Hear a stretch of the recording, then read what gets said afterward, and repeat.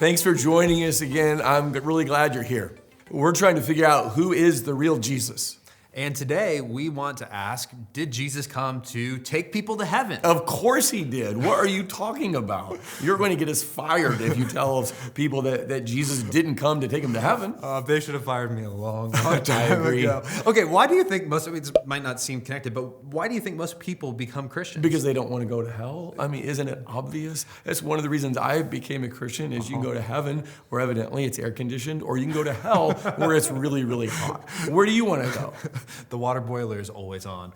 No, really, I became a Christian because I was motivated by escaping this world, escaping hell. Absolutely. Oh, I think I had the exact same motivation. In fact, it's interesting. I remember talking to someone. I've had lots of conversations like this now that I start thinking about it, who told me that one reason why they were attracted to Christianity was that their life sucked and they were just excited to get out of this place. You know, they said, well, if this life doesn't really matter, that's great news because my life's terrible.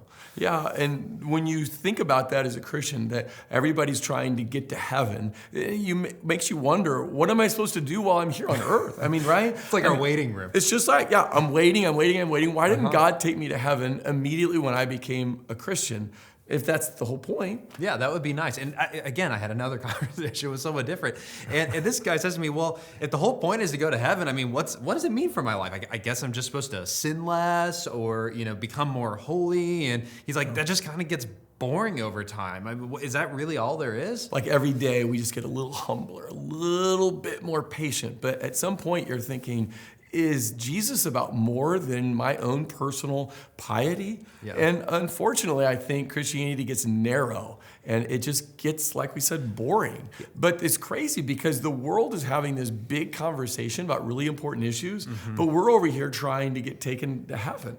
Yeah, no, I mean, I think that's how a lot of people think. It's like you get saved and then you become a good person. And then you got people in the world who are asking questions like, what do we do about injustice? What do we do about racism? How should we run our businesses? How should we think about taxation? We've got these huge questions that everybody's asking. Climate change, economic inequality. Here our culture is having this big conversation and Christians have something to contribute to that, but we aren't participating because we're over here trying to get to heaven as soon as possible. You want to know what no secular person has ever asked me in my entire life? Tell me. Hey, Patrick. How do I get out of hell? Or how do I get down? Or, hey, Patrick, how do I get to heaven? Nobody's asking those kinds of questions. Because in our world and in our moment, people think about those places like fairy tale places, right? They don't even think that it's real. There just aren't people. I mean, maybe 50 years ago, in the Billy Graham Crusade days, there was a lot of Americans who woke up and thought, I wonder if I'm going to go to heaven. Well, I think because back then they had more guilt. They felt guiltier, right? But in our culture now, where you can kind of do anything and everything you want, guilt is something that's a little bit more removed from us. But one of the things that I think comes out of this is that a lot of people reject Christianity, not because they don't believe it's true, but because it seems irrelevant. It doesn't seem to address the things that the topics, the issues that everybody is talking about. So it's kind of irrelevant to their life. Yeah, it's like, at best, someone thinks maybe I'll figure out that heaven hell thing later down the line. But right now, we've got real problems to solve, real things that we need to deal with. And that, again, it's so disappointing because you know what? Jesus actually has some things to say. In fact, I think he has a lot to say about those questions. So here's my hot take for the day. Okay. Here's the hot take. Okay. Jesus didn't come to take you to heaven. Heresy. Fire me right now. Well, I think when you get this, you're going to be a lot more interested in following Jesus, and it's going to make your life a lot more meaningful to you, and you're going to understand the Bible in such a deeper way when you get that Jesus didn't come to take us to heaven. So is that found in the Bible? I mean, does Jesus ever say he didn't come to take us to heaven? Let me talk about that for a second, but just stop. And I think anybody watching this has to ask the question, where did you get your ideas about heaven from? Did they actually come from the Bible? Like, where did you get your ideas about heaven from? Well, I remember seeing this cartoon of Elmer Fudd floating on a cloud. How does he die? I thought he's hunting the rabbit. Elmer died? Well, if he's in heaven. That's my heart. I didn't know Elmer died. Did you know that they're remaking Looney Tunes and now Elmer Fudd doesn't have a gun, he's got a scythe because apparently that's less creepy? That might be the first movie I've gone to in a decade if they make Looney Tune reruns. Yeah, anyways, I remember Elmer Fudd floating on, he's like playing a harp, he's got his little halo. Well, and when I became a Christian, I knew you were supposed to want to go to heaven, but I didn't want to go to heaven until I was married and had sex because I thought that it's going to be really bummer to get to heaven and not have had sex because I thought heaven was floating on a cloud. And I thought, okay, someday, I thought this again. I didn't become a Christian until I was in college, so this isn't like little kid Keith. I should have known better maybe. But I thought it's floating on a cloud and playing a harp. And I just thought, oh, well, we're going to sing a lot of worship songs. I'm not a very good singer, but I thought I'd get a new voice. Anyway, all that to say is this you are wasn't... tone deaf. I am. It's bad. But you were saying next to me. I have. You stood behind me in a service once, and I thought, wow. I mean, I'm making a joyful noise to the Lord, and you're mocking me. Okay. Look, here's where you want to know where I learned about heaven from? Because again, I didn't grow up in a Christian family. Tell me. Did you ever? You probably didn't. You're probably too old for it. But there was this movie called All Dogs Go to Heaven, and it was like a cartoon where. Again, I don't know how these things are appropriate for kids. Like all these dogs die, but then they end up in heaven, and so they got like dog halos and their spirits, and like. But that was my conception of heaven was like I'm just gonna go be a spiritual being somewhere, you know. And the problem with that is it doesn't have anything to do with Christianity. The idea that we're gonna go become spirit beings somewhere, that's Greek pagan philosophy. Uh-oh. I feel it coming.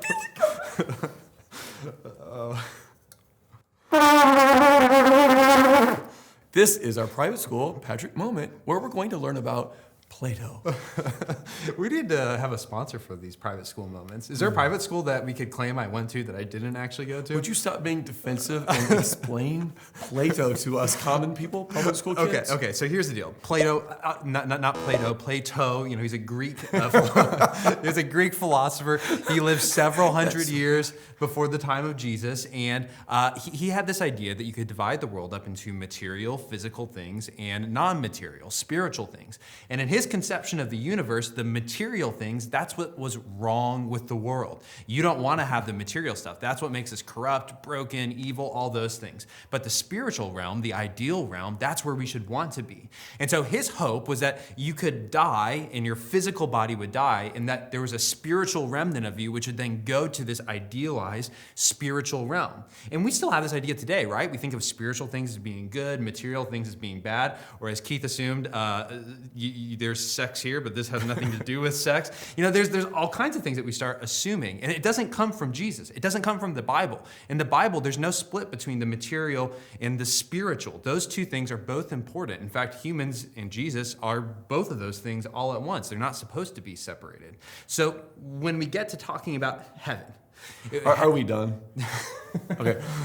oh God. This concludes Private School Patrick Moment. Public school kids, tune back in. Look, here's the deal. Actually, I could probably have several private school moments here. Here's what we have to understand. What did Jesus come to do? Is that what you're going to tell Yeah, us? I mean, Because what let's did he get come to do? that point. Jesus did come to do something that has something to do with heaven. Okay. Okay. And I want to get to that. But if I put together a spreadsheet Of course you did. of all of Jesus' purpose Because you didn't know statements. anything about sports, you had time to put together To learn spreadsheets. how to when make all the other spreadsheets kids of were out Bible playing verses. sports, you were putting together spreadsheets. And those spreadsheets have helped me not think that I'm a dog who's going to go to heaven and be a dog. What did you find in your spreadsheet? So I made this spreadsheet, and it's all of Jesus' intention statements, what he came to do. And do you know what he never says? Tell me. He never says, I came to take people to heaven. You know what he does say? He came to bring heaven to earth. In fact, I almost guarantee if you grew up in the church, you've prayed a prayer that says this exact thing. What's Jesus' prayer? Your kingdom come, your will be done on earth as in heaven. We think that the story is about us going up to heaven, and the Bible has nothing to do with that. The story of the Bible is always heaven coming down to earth. That's what Jesus came to do, to bring that reality here. I think even us public school kids can understand that. And when I understood that for the first time, that I'm not going to float on some cloud out there, that this world isn't going to burn up, it changed my whole thinking about my life. Mm-hmm. See, there's this quote by a guy named Charles Swindoll, and Charles Swindoll is a fantastic guy. He's a pastor, seminary president. I mean, just a fantastic guy. You might have thought of him as the Matt Chandler of my day, really popular, right? Old, but really popular, well-known. And he talked about how the world was going to burn up, that we were going to live forever. And so the only thing that really mattered in your life is how you invested it in spiritual things that were going to last. But since this world was going to burn up, nothing here was going to last. So just to be honest, when I became a Christian, I stopped going to a lot of my classes at the university because I thought, well, that's all going to burn up anyway, right?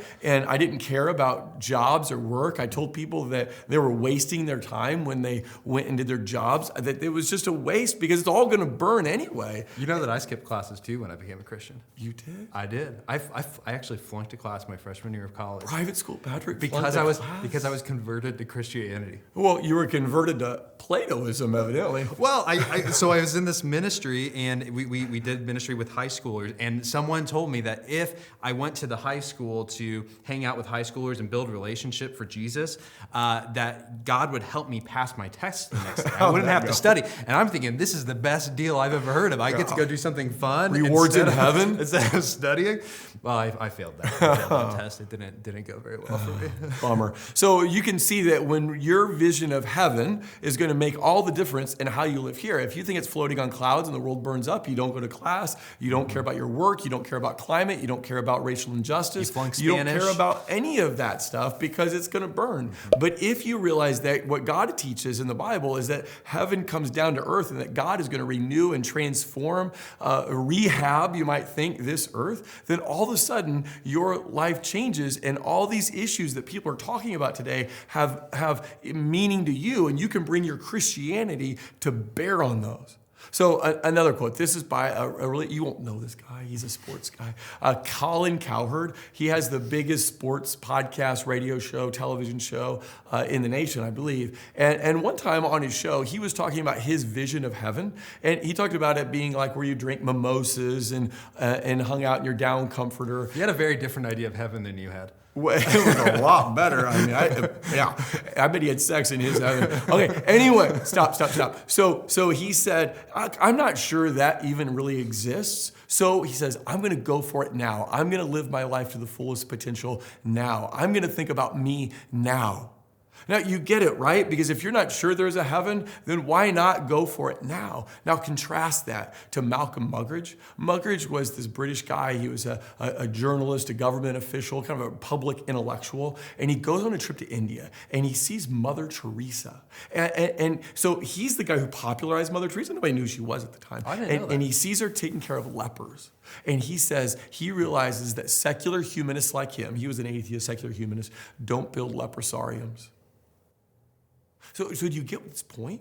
He's saying that if you don't believe in heaven, why make any sacrifices now? But if you do believe in heaven, then you, like Mother Teresa, you can make self-sacrifices because you don't think this world is the only world that is. So here's the only point. The only point is this: what you believe about the end will affect how you live now. How you live now. So what do you believe about heaven? Is it out there? Does this world burn in the way you're thinking? Or do you have motivation to participate in the conversation the world's having to bring justice and hope now, to serve people here now, because you know that God is coming to dwell here. He's bringing his kingdom, like Patrick said, the Lord's Prayer said, he's bringing his kingdom here.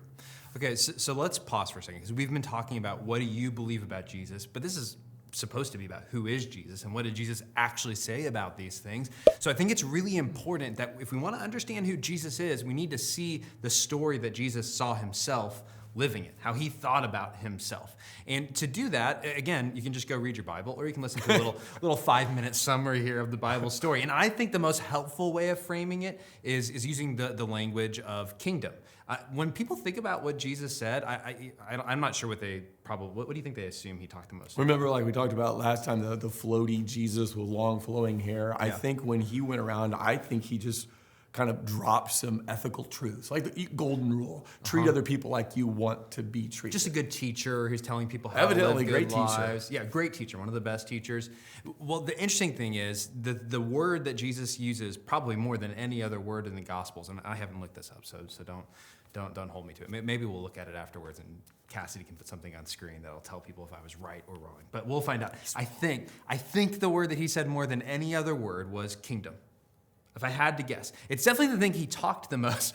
It's definitely the thing that he talked about the most. He's always talking about the good news of the kingdom. And so when you use that kind of language, you see yourself in a story. And it's a kingdom story, right? And that's exactly how the Bible starts. It opens up in Genesis 1, and it's God building a kingdom for himself. But that kingdom's all of creation. And he's a cool king because he picks humans, and he says, hey, you guys are going to be my ambassadors. You're actually going to help me in the process of transforming the earth into a place where it's full of my love and my justice and my But then mercy. those human beings, they rebelled against God. They didn't want to live under the king's authority. They wanted to be the kings. The same way you and I feel in our life. We rebel. They rebelled. That's where we got it from. And when they rebelled, all of a sudden you see brother turning against brother, husband turning against wife, blaming and accusing each other. You see murder and polygamy. Mayhem ensues. And then it gets to the point of Genesis 11 where human beings are coming together to exalt their name. And what they do is they try to build this big ziggurat to heaven to reach God to exalt themselves. Whoa, you just said ziggurat. You call me the private school guy. Oh, stop. We'll show a picture of the ziggurat. Tell them how they built the ziggurat. Well, so if you look in this passage in Genesis 11, verse 3 and 4, verse 4 is the part everybody knows, that they build this tower for their own glory, for the sake of their own name. And of course, that's a great description of human rebellion against God. I want to make myself great. I want to make God small. But I think verse 3 is actually super interesting because in verse 3, it talks about how they made these thoroughly baked bricks. Now, that might sound like nothing to you if you're listening right now, but if you were an ancient Israelite, you would have thought about being back in Egypt because in Egypt, what did they do? They made thoroughly baked In fact, bricks. I think the next time you see that word for bricks was in Egypt, in Exodus, right? And so It's like a hyperlink from the that to bricks that. were the new technology of their day. Yeah, and so when they thought about that, when they were thinking about these bricks, they were thinking about enslavement to the powers of the empire, enslavement and injustice. And so what I think is so cool whenever we start thinking about this idea is that, again, what are the questions people are asking about today? We want to know about injustice. We want to know about how we should organize in our world, how we can treat people fairly. And right there in the very first pages of the Bible, when it describes a rebellion, it's not just a moral rebellion. It's talking about what do we do with problems of large-scale systemic injustice and evil? What do we do with, right there in Genesis 11, the problem of slavery? It's pretty interesting. And the new technology of brick making was used to exalt themselves, and then later it ended up being their job as slaves. Now, can you think of anything in our world that's in technology that ends up enslaving you and me? I mean, Sorry, what were you talking about? what are you doing? I'm checking my fantasy football league. I don't want to miss the next big trade, you know? You're so bad at fantasy football. My kids are in your league and they say you're always the last place. You are enslaved by technology just like they were in Genesis Hold on, 11. isn't that cool? I mean, right there, we're talking about technology in Genesis 11, and we're trying to deal with the problem or the question right now of how we deal with new technology. I mean, the Bible is talking about this stuff right on the very first pages. The questions that we're asking today. So how does God respond to the moral chaos, the mayhem, the injustice that human rebellion creates? Does he just come down and take out a few to heaven? No, he doesn't do that. God built some rocket ships and just takes the people off. He's They're gonna not disappear. into escapist theology. Mm-hmm. Instead, what God does is he comes and he makes a promise. He makes a promise to a dude named Abraham, and he says, through you and your family, your descendants, I'm going to redeem the earth. I'm going to bless all the people on the earth. God starts a renewal program. So it's like it starts off, we've got God building a kingdom, and then people are rebelling against this kingdom. And then God's solution isn't to take them out of earth. God's solution is to actually reboot his kingdom. And the way he does it is through humans. He starts with Abraham, and then Abraham's family becomes Israel, the 12 tribes of Israel. And then Jesus eventually comes along as a part of this story. And of course, he ends up picking 12 different people to be his disciples. Probably not an accident. Not a coincidence, Yeah. right? I mean, Jesus is trying to say, look, I am rebuilding the people of God. The original promise that God made to Abraham to bless all the people on the earth through me. Now Jesus is saying, I'm part of that story. I'm fulfilling that story. It's through Jesus that the whole world will be blessed. Yeah, so Jesus is going to reboot God's kingdom of love, justice, and mercy. And that's what the cross is all about. I mean, of course it's true that Jesus came to forgive my sins and to deal with the problem of my sins, but we miss the point if we think that that's all that the cross accomplishes. The cross deals with the problem of evil, with the problem of of injustice. We might say with the powers of darkness behind all evil, behind all injustice in this world. He actually came to conquer those things and deal with those things. Then he rises from the dead, and it's kind of like, hey, something new is starting. There's new life, and it's not new life out in heaven. It's not like Jesus, when he's resurrected, leaves his body behind. And he's like, hey guys, I'm a spirit. Try and touch me. You can't. That's not the deal that he does. He did go through doors. He did walk through Walls. doors, but he still has a physical body. He ate fish. So it's a different kind of physical body, but he Thomas touched ate him. fish, And then we get to the very end of the story. If you fast forward all the way to the end of the book of Revelation, the last couple chapters, what you see is that Jesus' prayer that God's kingdom would come on earth, it happens at the end of Revelation. That God's throne comes here on earth. He dwells among his people, that he heals all the nations, and that all those who believe in Jesus now live with him on a redeemed, transformed earth. And that story gives meaning to our whole lives. There's no need for you or me or you to divide our life up into the sacred and the secular. That God cares about and that which he doesn't. God cares about every inch of our life, every square inch of our universe. He cares about all the problems that we face. And Christians, when they get it, are able to address those problems in the name and the love of Jesus. Yeah, Martin Luther King was right. He said that the arc of the universe, or the arc of the moral universe, bends towards justice. It doesn't bend towards us escaping and going somewhere else. The reason why it bends towards justice is because Jesus is committed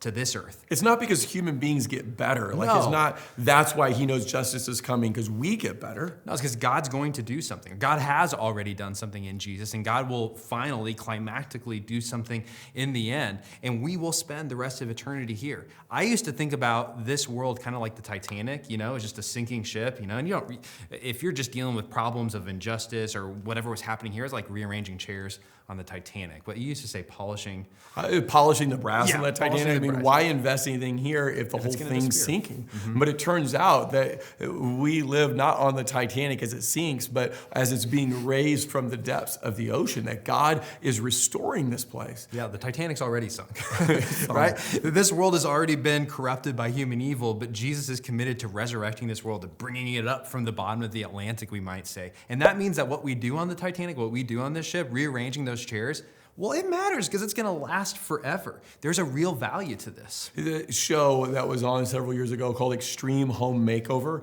and they would take a dump and they would transform it into this beautiful place. So I think that's what God is doing. He doesn't see this dump of our world and think, oh, I'm going to blow it up and start over. What he does is an extreme world makeover, and he is going to rehabilitate it, and it will look better and be sinless. No more crying, no more pain, no more tears. That's all gone, wiped out, because God has transformed this earth. And that gives us, I think, much deeper, richer purpose in our life. Of course, like my friend said, we should try to grow more holy, right? Yes, I want to be more humble. I want to grow in personal holiness, but that's not the only call to a Christian. A Christian's call is kind of like in that home makeover metaphor. You're now the construction worker. You're now the contractor who's getting in there, hammering down the walls that need to get hammered down. And it's not going to go well things. if I'm the construction Yeah, worker. it's not going to go well if either of us are the construction We're workers. in trouble. Hopefully Jesus, the carpenter's down there doing it. Yeah, that would be a good thing. That would definitely help. But that's what we want to see happen. That's what our calling is as Christians, is to help bring heaven on earth. Now, we will never do it finally, climactically, entirely until Jesus returns, but we should be invested in our world because this is a world that will, in fact, last forever. So, are you saying there's sex in heaven? All right, we're done. That's the end. We'll catch you guys next time. You're losing your league. I know that. My boys talk about how you're so bad. Oh, I think I'm going to beat him. I'm just playing him this week. I beat him every time. I have no idea where to go next. We're going to Genesis 12.